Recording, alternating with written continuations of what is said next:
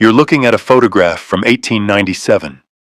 A girl approximately 10 years old stands beside an ornate Victorian baby carriage.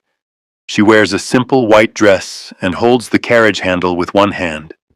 Inside the carriage, partially visible beneath a delicate lace canopy, is what appears to be her baby brother. It's a perfectly ordinary scene of Victorian childhood, sweet, innocent. The kind of photograph prosperous families took to document their children. But when photo restoration experts cleaned 126 years of damage from this image in 2023, they discovered something that transformed this sweet photo into one of the most disturbing examples of a Victorian practice we now consider absolutely macabre. That child in the carriage wasn't sleeping. It was dead.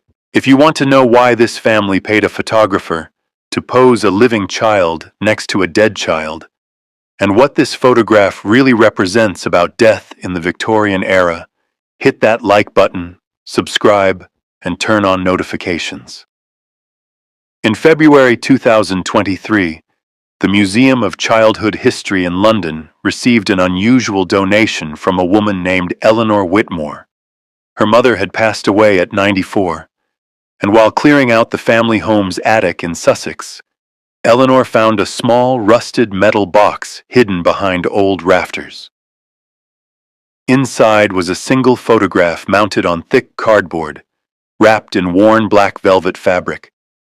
The photo showed a small girl, around 10 years old, standing beside an elaborate Victorian baby carriage with large wheels and a white lace canopy. The girl wore a simple white dress with a high collar, her dark hair pulled back in 2 braids. One of her hands rested lightly on the carriage handle. Her expression was strangely neutral, not smiling, not frowning, just staring directly at the camera with large, dark eyes. Inside the carriage, partially obscured by the lace canopy and white blankets, was what appeared to be a sleeping baby. Only one side of the child's face was vaguely visible, with a small hand resting on top of the blanket. On the back of the photograph, someone had written in faded ink, "Violet and Little Thomas, August 14th, 1897. Rest in peace, dear angel." Eleanor contacted the museum because something about the photograph disturbed her. "The expression on that little girl's face," she said later. "It wasn't joy. It was something else. Resignation. Sadness. Like she understood something terrible." The photo was severely damaged. Foxing covered perhaps 25 to 30% of the surface. There was water staining along the bottom edge. The image was significantly faded, making many details difficult to discern. Several fine creases crossed the photo, and curiously, the area around the carriage and baby showed unusual discoloration, darker than the rest of the image, as if it had been deliberately shaded or exposed differently. Dr. Catherine Mills, a Victorian photography specialist at the museum, examined the image. She immediately recognized certain disturbing elements: the rigid positioning of the child in the carriage, the peculiar way the blankets were arranged, the complete absence of any motion blur in the baby, despite the long exposure required for 1,897 photographs. And that inscription, "Rest in peace."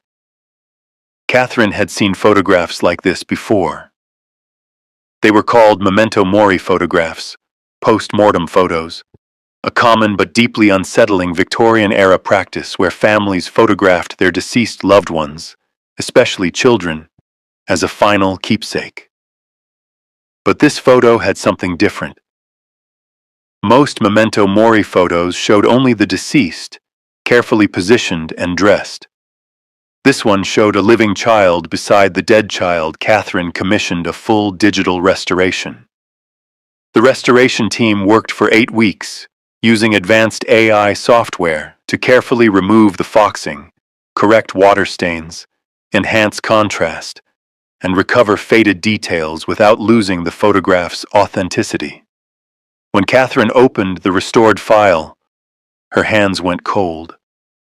The girl, Violet, was now clearly visible. Her eyes didn't just look at the camera. They were red and swollen from crying. Her small face was pinched in an obvious attempt to maintain composure.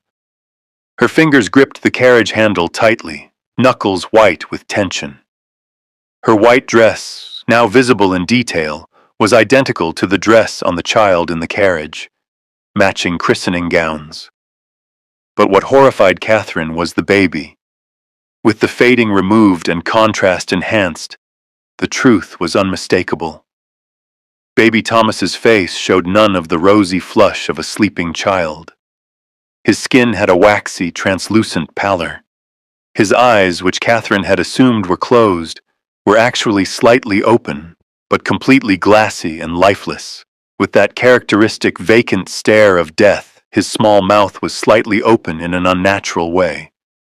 The visible hand on top of the blanket was positioned stiffly and artificially, clearly placed there, not resting naturally. And there was something else. Behind the carriage, partially obscured but now visible after restoration, was a metal stand, the type used to prop up bodies in post-mortem photography to keep them upright. This wasn't a photo of siblings. It was a farewell photograph. A 10-year-old girl being forced to pose beside her dead baby brother's body for one last family picture. And the expression on Violet's face said everything. She knew exactly what was happening. To understand what Catherine had discovered, you need to understand one of the most disturbing aspects of Victorian culture: the obsession with post-mortem photography.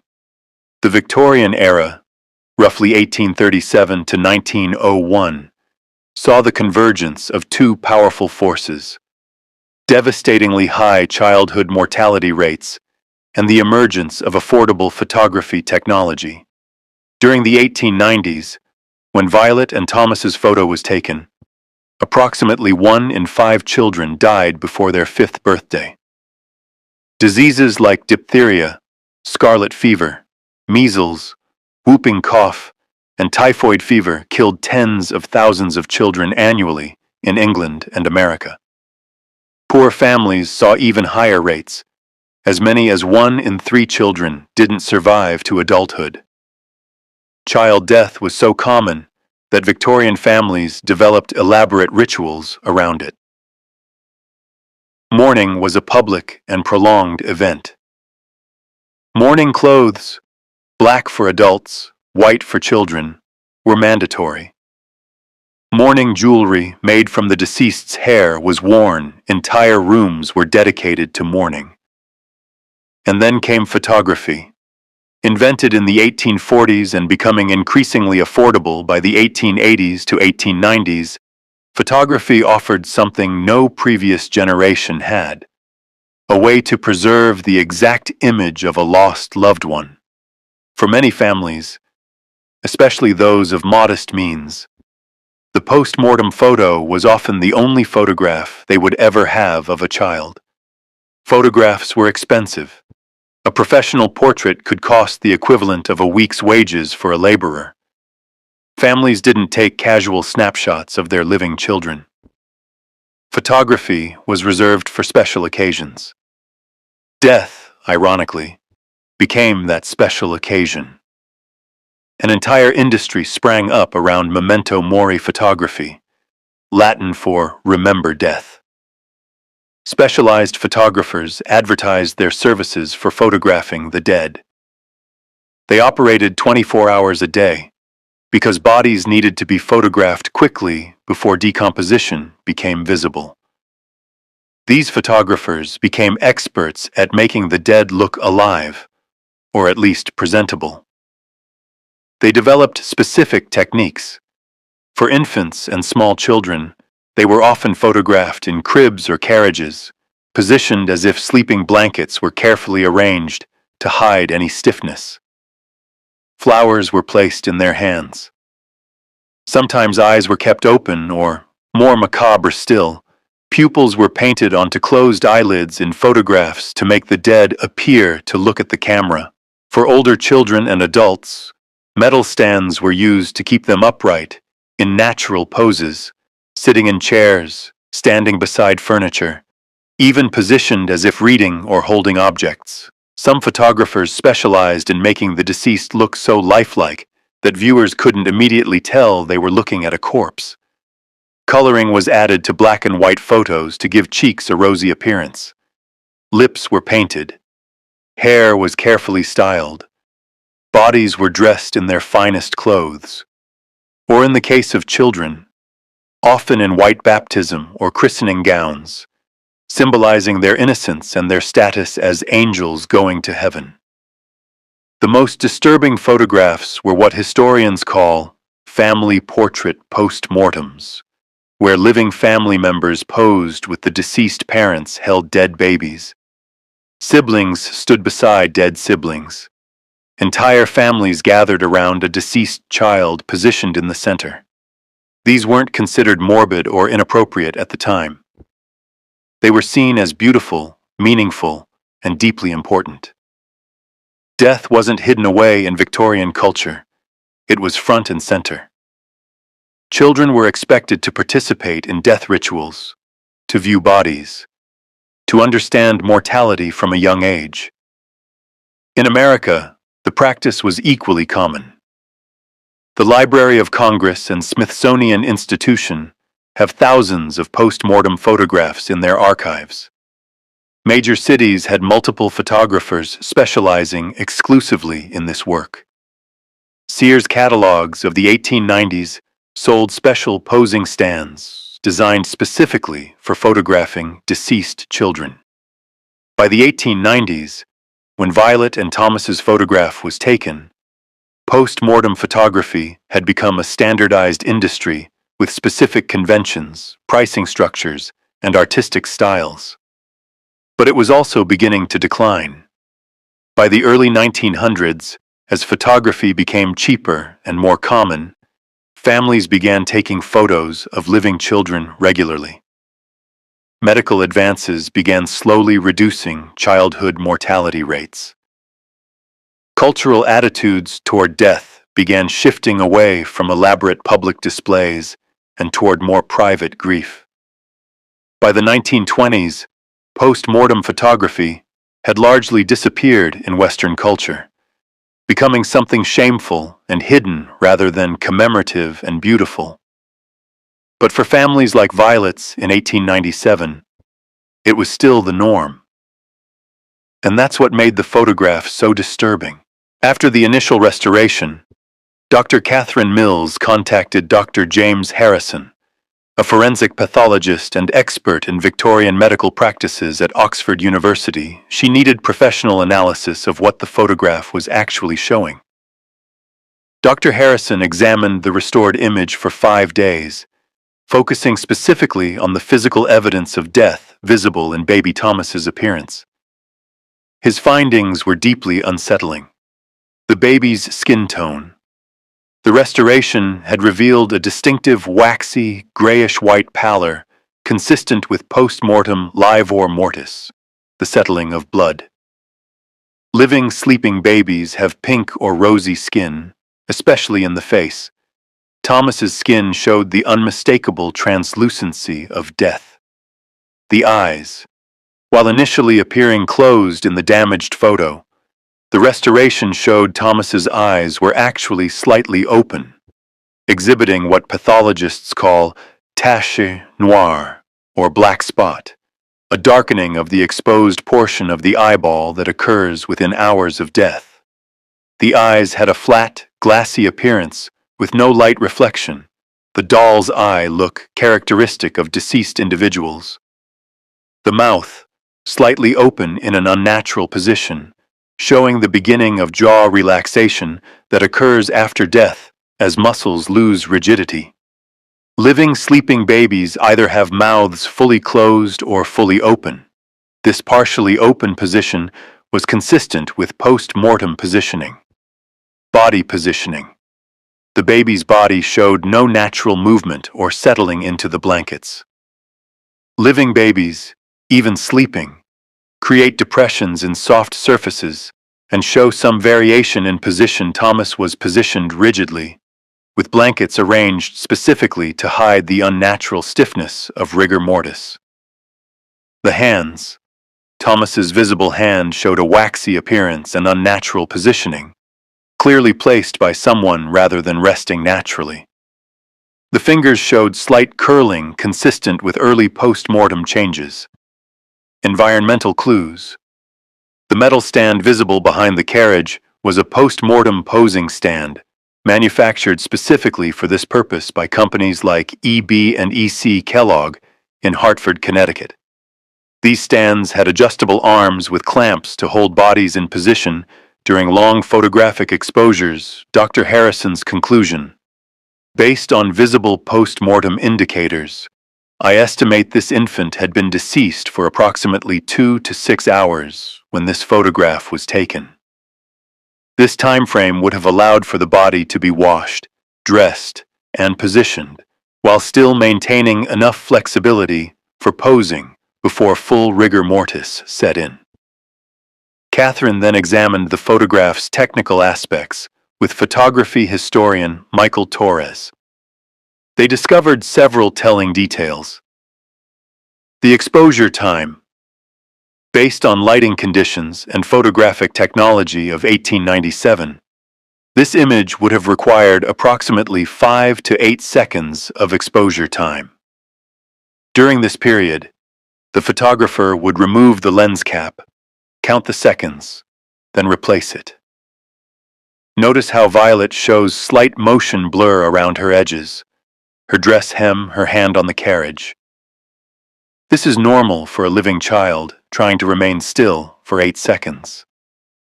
It was nearly impossible for children to remain perfectly motionless, but Thomas shows no motion blur whatsoever. His image is perfectly sharp. This is only possible with a subject that is completely, unnaturally still. The positioning. The carriage was positioned at a specific angle, tilted slightly backward, to ensure Thomas's face remained visible to the camera while maintaining the illusion of natural sleeping posture. This angle would be uncomfortable for a living baby, but perfect for a deceased one. The lighting. Deliberate shadows were cast across the lower portion of the carriage, darkening areas where post-mortem discoloration might be visible. This was a common technique in post-mortem photography to minimize visual evidence of death. The composition. Violet was positioned standing, at a slight distance from the carriage, close enough to suggest familial connection, but not touching the baby directly. This was standard practice in post-mortem family portraits, maintaining the living subject's comfort while creating the desired image. The restoration had revealed one more devastating detail. When Catherine enhanced the clarity of Violet's face, she could see tear tracks running down the little girl's cheeks. Fresh ones. Violet had been crying moments before this photograph was taken, and was clearly struggling to hold back more tears during the exposure. This wasn't just a memorial photograph. It was a document of a child's forced participation in her own traumatic experience. Catherine's research into the photograph led her to parish records in Sussex, England. She found the truth behind the image.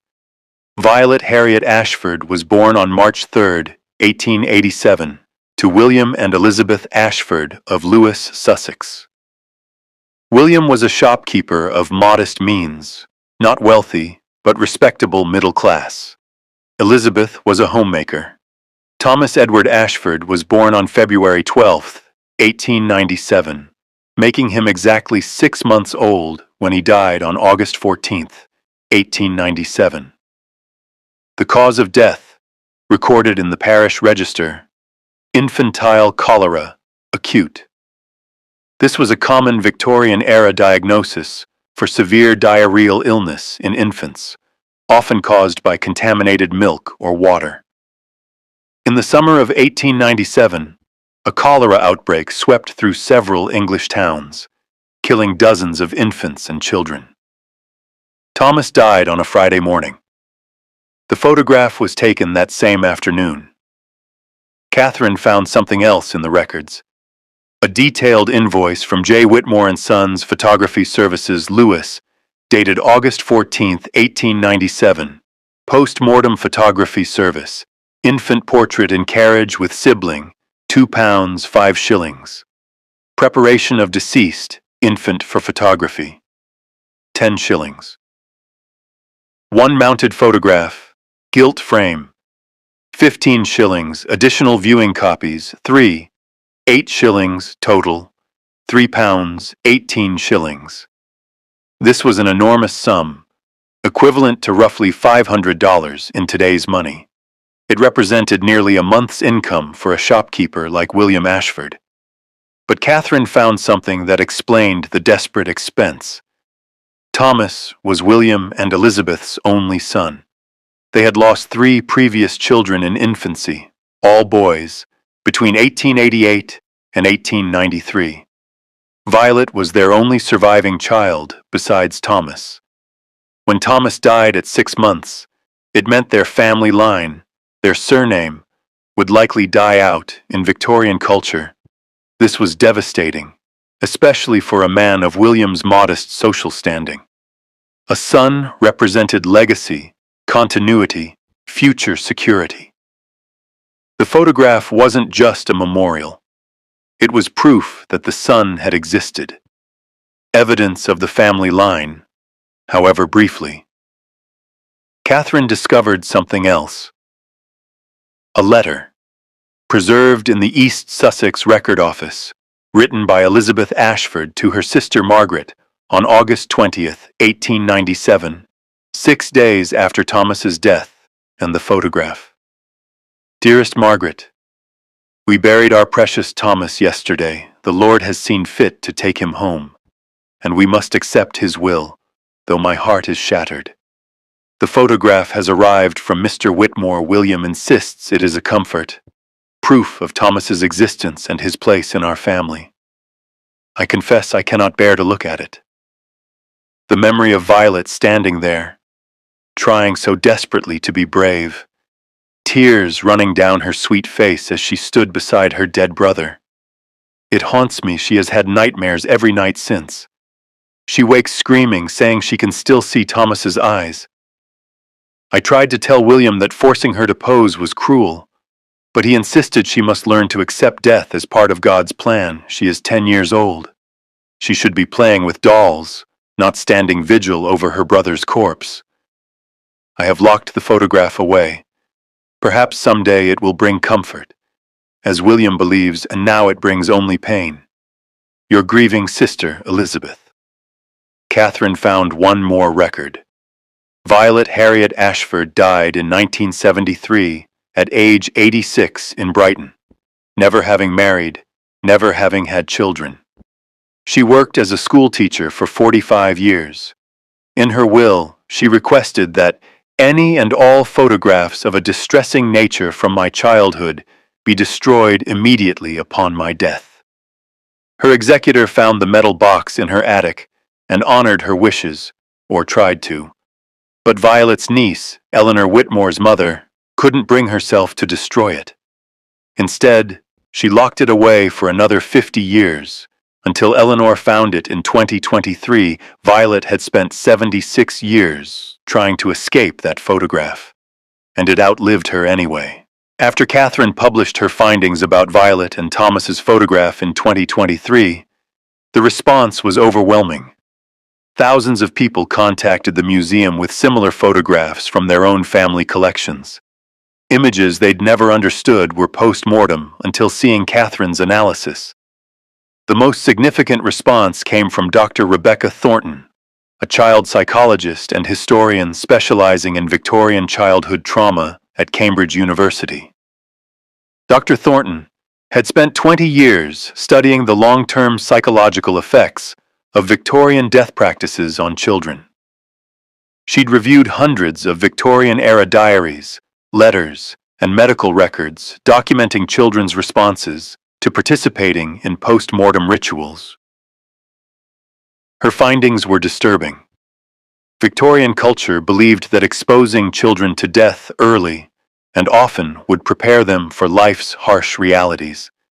Children were expected to view deceased family members, touch the bodies, participate in funeral preparations, wear mourning clothes, and understand death as natural and expected. But medical records from Victorian-era physicians and early psychiatrists told a different story. Sleep disturbances were documented in approximately 60% of children who participated in post-mortem photography or prolonged viewing of deceased siblings' nightmares, night terrors, insomnia, and fear of darkness were common complaints in Victorian medical journals.